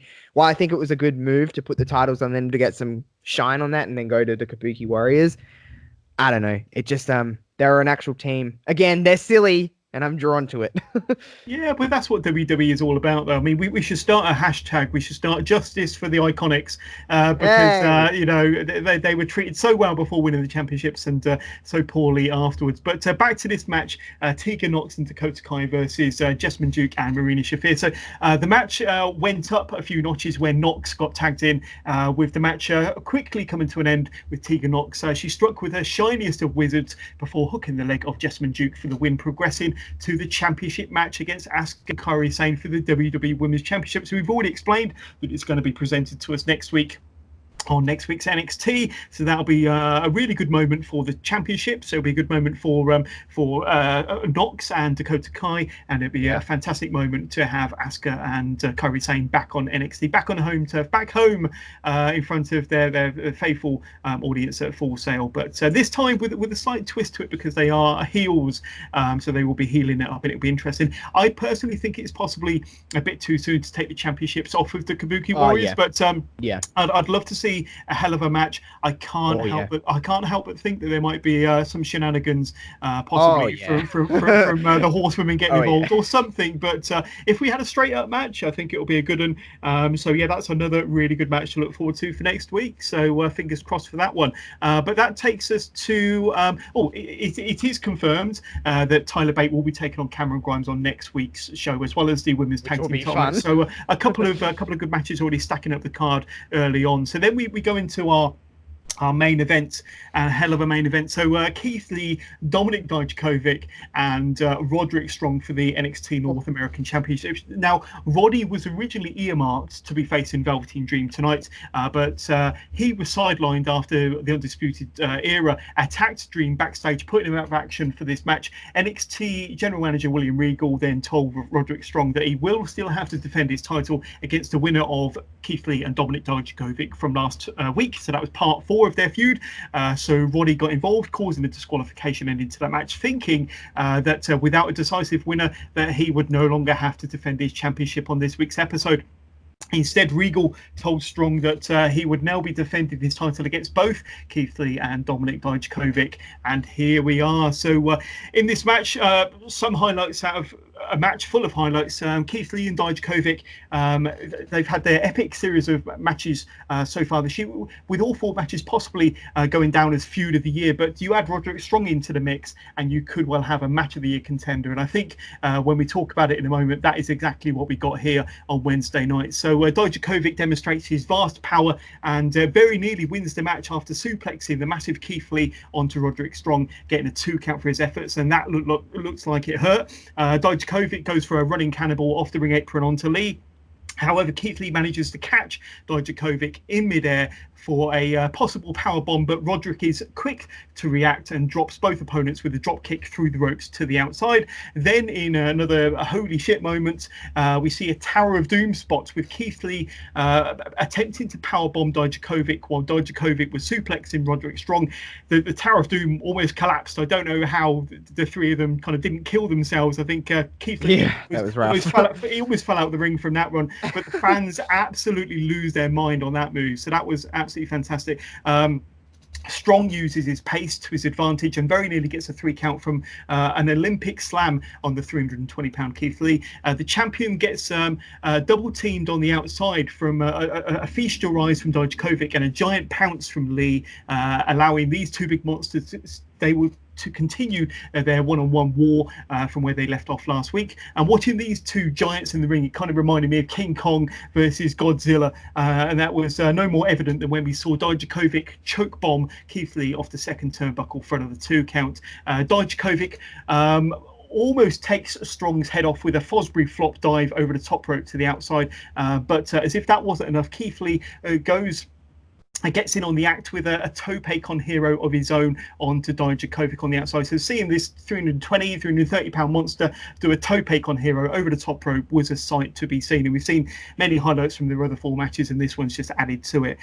Keith Lee then delivers an avalanche sit-out powerbomb on Dijakovic, but like a thief in the night, Roderick Strong comes in with a running knee to the face of Keith Lee, hooks the leg, and gets the surprise pinfall victory to retain his North American Championship in this epic match. So many highlights from these 3 in a match that everybody, including myself, was on their feet for. I thought this was definitely match of the night, match of the year contender. And I know that we say that every time we see Keith Lee and Dijakovic in the ring, but you add Roderick Strong into the mix, and this is definitely match of the year contender. But give us your thoughts on this outstanding match. You just had everything, didn't it? It had absolutely everything. Yeah. Winning formula with those 3. Obviously, like you said, with Keith and Dijakovic, they had just wow matches, just wow. And then you add in Roddy, who's just so good. Roddy is just so good. And if there was a missing piece of those matches, I guess was Roddy Strong. But just every spot, this match, like, what I love in a wrestling match is I like spots to build and build and build, and then the finish should be your ultimate, spot. And this match just built and built and built and built and built, and then Roddy just kind of sneaking in to get the win at the end. I'm a sucker for that. I love someone just coming in at the end and kind of like stealing the win, if you will. I was not expecting that at all. I was not expecting that. It just was what a wow. We do throw the words match of the year out a lot. Oh yeah. But that is one that I'll watch again and again and again. Those are the kind of matches I'll show people that don't necessarily watch wrestling and go, this is why I watch wrestling. And they go, okay, I understand. Even if they don't like it, they go, I understand. Because it's just like, that is just a masterpiece. That's the art of wrestling coming out. And I think I think a triple threat match in general is the best number for a wrestling match. I just think it's the perfect number. 3 is the perfect for that. So I love a good triple threat. So I was already hyped for it. And you look at the people involved. So, I mean, I just love it. that final match was outstanding, and we didn't get any shenanigans. There was no runnings. It was just left to the 3 of them to battle it out. Which I was surprised with. I think we're going to get Undisputed Era come out and help Roddy, but it was just a straight up wrestling match.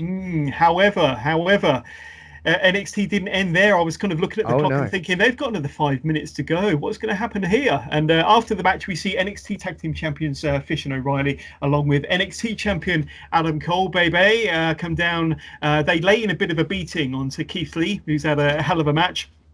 And now being beaten down by the Undisputed Era. That was until we get the entrance music of Tommaso Ciampa, shortly followed thereafter by Johnny Gargano, giving us a brief stare down between Ciampa and Gargano, as promised last week. There was a huge fans cries of DIY from the fans in the audience. That was until we get the music of Finn Balor, of course, with a pop that nearly takes the roof off of the NXT arena.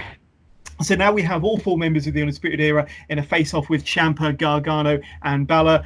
They look like they're about to go to battle, 4 against 3. That was until Balor takes one step forward and delivers an overhead kick, a Pele kick to the head of Johnny Gargano, to the shock of the NXT fans. The fans are beside themselves, and Undisputed Era destroys Tommaso Ciampa while Finn Balor slowly exits the ring and drop kicks Gargano through the guard railings.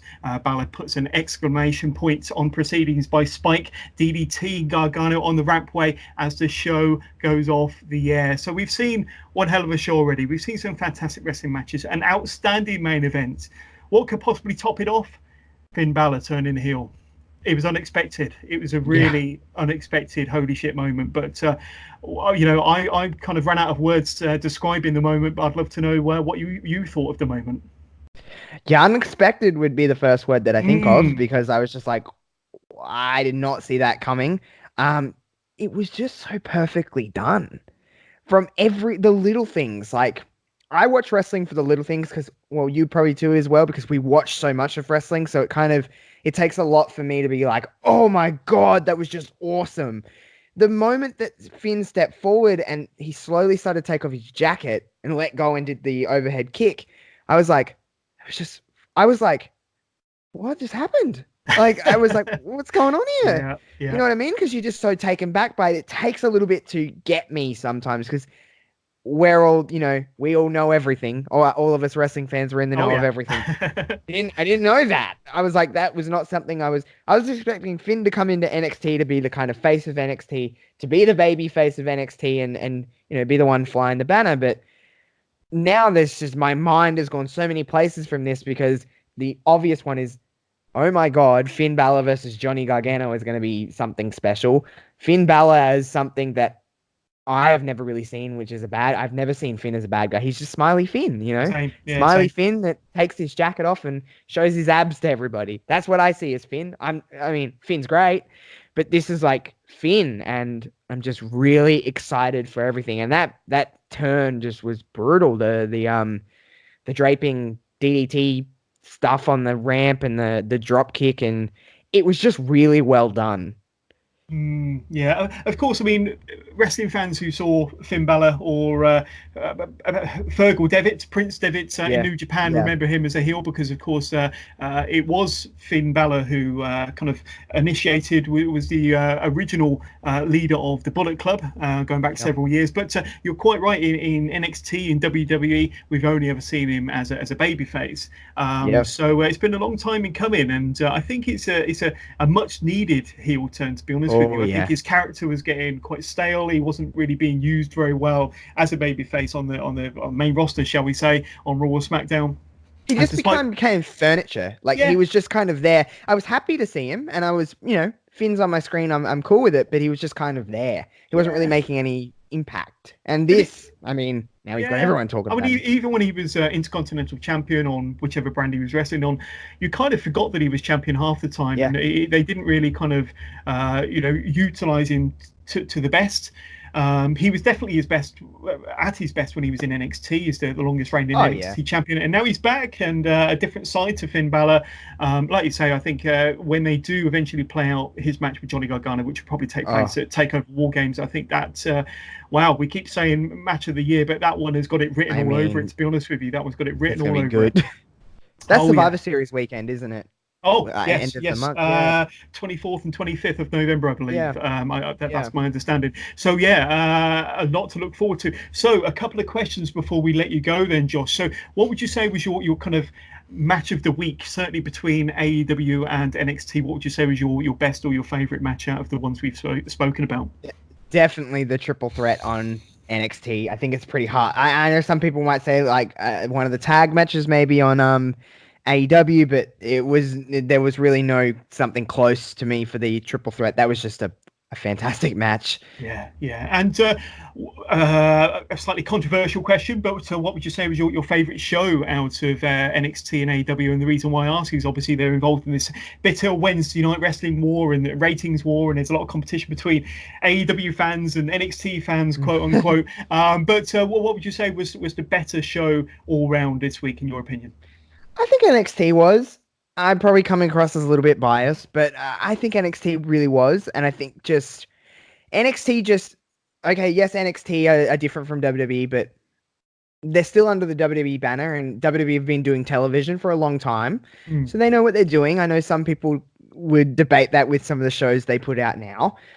But they do know what they're doing. And when Triple H and whoever the powers that be are involved in NXT, I just think it was just the ending and the beginning, it just all built, and it just was it flowed very well. Not to say that AEW was a bad show. It wasn't at all. I think NXT was better this week. Yeah, I have to agree. And just to kind of be honest with my colours, I thought AEW had the better show last week. And I felt that they presented better matches and better storylines, better angles. This week, I have to hand it to NXT. I think that from that opening encounter between Bianca Belair and Rhea Ripley, through to the main events, Keith Lee, Dijakovic and Roddy Strong, which was awesome, through to that closing segment, that closing angle. Balor turning that heel. Put it over the top for me. And let's not forget Undisputed Era attacking Tommaso Ciampa. So that could be another match set for War Games with Adam Cole possibly putting his belt up on the line, Goldie against Tommaso Ciampa. So Daddy's home. That could be another big match to look forward to. And we know that those two can definitely deliver in the ring. So, War Games, although we're talking another month away, is already starting to look pretty tasty. Be here before you know it. Oh yes. So Josh, before we say goodbye, where can my listeners kind of find you on social media out there in the podcast world? If they want to get in touch with you, what do my listeners have to do to say hi? You can follow me on Twitter. That's the easiest place to get me, at Josh Robinson 00. You'll find all my links there. You need to find anywhere you get podcasts, you'll get Wrestling Reverb and the Josh Robinson Show. All the links are on my Twitter. If you want to go to my YouTube and watch it as a video cast or just listen to the audio, you'll get it wherever you need to. Please, I'm nice enough on Twitter. I'm not one of those complete jerk offs on Twitter that will just debate. I'll have a nice argument with you sometimes, but I'm pretty nice on Twitter. So tweet me. I'll interact with everybody. I love talking to people. Superb. Well, Josh, I want to thank you so much for coming on the Wrestling with Jonas podcast today. We've spoken a lot of wrestling, but it's been an absolute pleasure to have you on board. So thank you very much, sir. No problem. Thank you for having me. No, that's fine. So just want to remind my listeners that next week we continue our another weekly show. Will drop next Saturday. And brace yourself, because I'll actually have a special guest host by the name of John Scott. Yes, it will be John Scott with John Scott. And John Scott is also a podcaster, and he podcasts for the WrestleLine podcast and WrestleLine TV channel. So that will be quite a bizarre interaction between two John Scotts who only came upon one another a few weeks ago. And he said, hey, you're a podcaster too, and my name is John Scott. It's like, wow. It was like going into a different dimension where there's all these John Scotts. But you'll be listening to John Scott, speaking to John Scott next week on Wrestling with Jonas. Now, the week after, so 2 episodes time, is where we celebrate our first year anniversary, our first birthday of the Wrestling with Jonas podcast, and it'll be episode 77. So to crank out 77 episodes in 1 year is a big achievement, and I'm very much looking forward to speaking to Kurt Johansson, who formerly of Wrestle Talk podcast, and now I believe he's part of the Ringsider crew, and they're going to be launching their new podcast very, very soon. So we'll have Kurt Johansson and a longtime friend of the podcast, David Anderson, back on the podcast. So it'll be a 3-man booth to talk everything NXT and AEW that week, as well as our special Ask Jonas Q&A special. So if you have any questions for me or for David or for Kurt, or about wrestling in general, about the podcast, then please drop us a line on any of our social media links on Facebook. You can message us or slide into my DMs on Twitter if you fancy, or drop us an email at wrestlingwithjonas@gmail.com. So we look forward to those 2 episodes very soon. But please keep it tuned to the Wrestling with Jonas podcast for all of your weekly NXT and NXT AEW updates, including WWE and AEW pay-per-view shows, and so much more, of course. And if you enjoyed listening to this podcast, please don't forget to spread the word, tell your friends and tell your family, and don't forget to subscribe to the Wrestling with Jonas podcast so that you don't miss out on a single episode. So from myself and from Josh, we will speak to you all again soon. Have a great weekend. Catch up with you all soon. And have a great weekend. Thanks for listening.